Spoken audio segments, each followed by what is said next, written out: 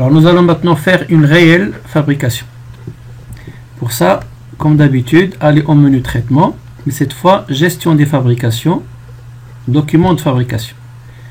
Et nous allons ajouter une préparation de fabrication. Alors là, on voit que dans le workflow de la fabrication sous Sage, nous avons 3 phases: la préparation de fabrication, l'ordre de fabrication et le bon de fabrication. Alors donc, pour que la ligne devienne blanche, il faut confirmer le dépôt.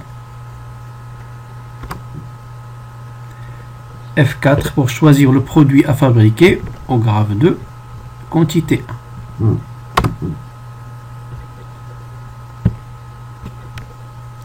Alors maintenant, nous allons transformer la préparation de fabrication en ordre de fabrication.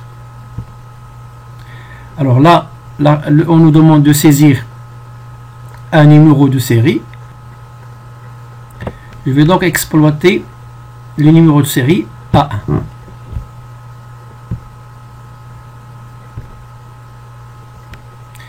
Alors, regardons ce qu'il y a dans l'ordre de fabrication. Allez à imprimer et afficher la fiche suiveuse.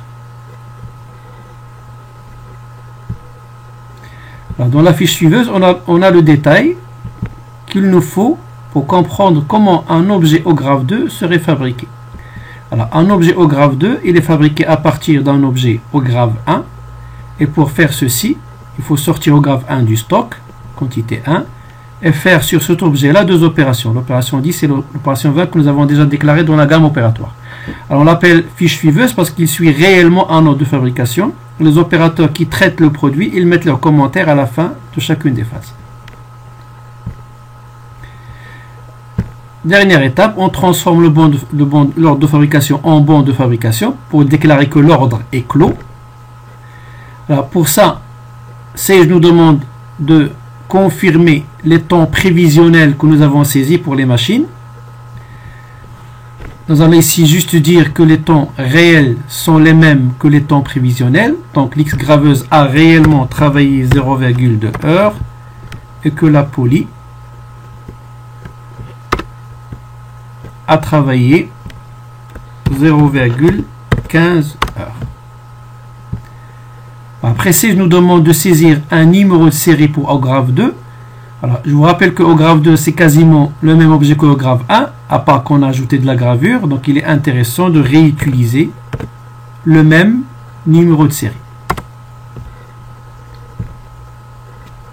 Si on regarde encore le contenu de bon de fabrication, on trouve le coût de revient. Alors, le coût de revient ici qui ne contient pas le prix d'achat, parce que j'ai oublié de le mettre. Alors, vous, rappelez-vous, il faut mettre le coût d'achat 30 au moment où vous avez déclaré l'article au grave 1. Alors, si on avait 30 ici, on aurait retrouvé 54,88 qu'on a retrouvé dans le cours. Voilà, c'est terminé pour TP2. Exercez-vous dans les étapes qui vous posent le plus de problèmes. Et merci de votre attention.